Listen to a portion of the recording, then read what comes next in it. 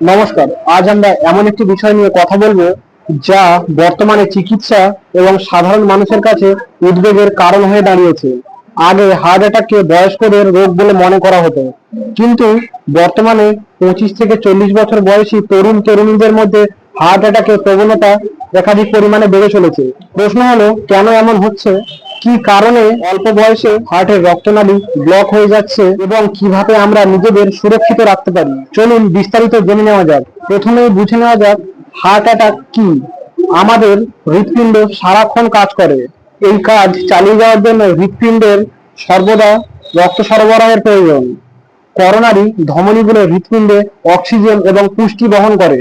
যখন এই ধমনীগুলোর মধ্যে চর্বি, কোলেস্টেরল ইত্যাদি জমে এই ধমনীগুলিকে ব্লক করে, তখন রক্ত চলাচল বাধাগ্রস্ত হয়।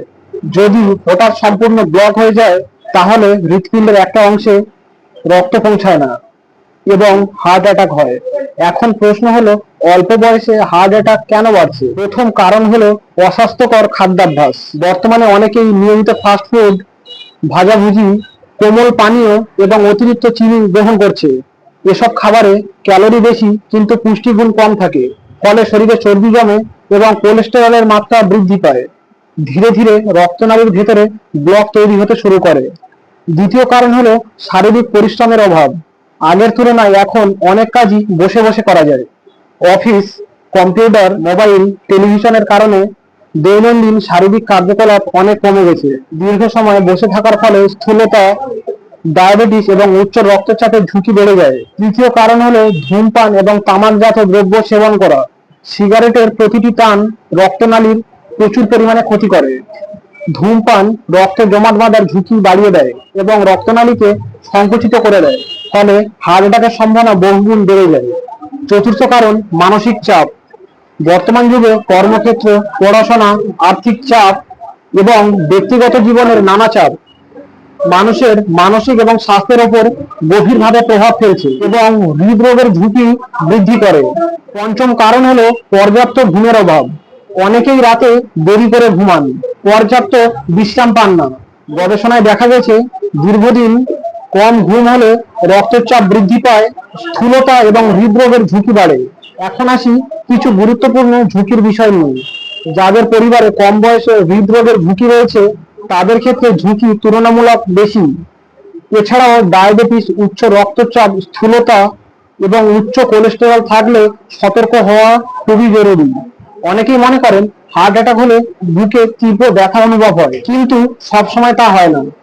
হার্ট অ্যাটাকের সম্ভাব্য লক্ষণগুলি হলো বুকের মাঝখানে চাপ বা ব্যথা, বাম হাত, ঘাড়, চোয়াল এবং পিঠে ব্যথা অনুভব, শ্বাসকষ্ট, অতিরিক্ত ঘাম এবং বমি বমি ভাব, মাথা ঘোরা এবং অস্বাভাবিক দুর্বলতা।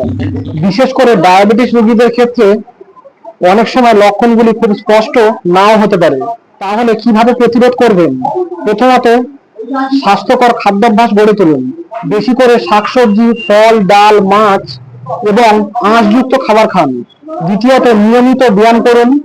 সপ্তাহে অন্তত 150 মিনিট মাঝারি মাত্রায় শারীরিক কার্যকলাপ করুন। তৃতীয়ত, ধূমপান সম্পূর্ণরূপে নিষিদ্ধ করুন। চতুর্থত, নিজের ওজন নিয়ন্ত্রণে রাখুন। পঞ্চমত, নিয়মিত স্বাস্থ্য পরীক্ষা করান। রক্তচাপ, রক্তে শর্করা এবং কোলেস্টেরলের মাত্রা পরীক্ষা করা অত্যন্ত গুরুত্বপূর্ণ।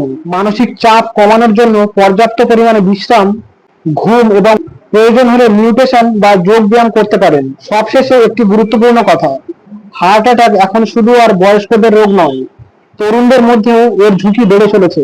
তবে সুখবর হলো, জীবনযাত্রায় কিছু পরিবর্তন এনে এই ঝুঁকি অনেক ক্ষেত্রেই এড়ানো সম্ভব হয়। তাই আজ থেকেই নিজের হৃদযন্ত্রের যত্ন নিন। সুস্থ থাকুন, সচেতন থাকুন এবং এই তথ্যটি আপনার পরিবার এবং বন্ধুদের সাথে শেয়ার করুন। ধন্যবাদ।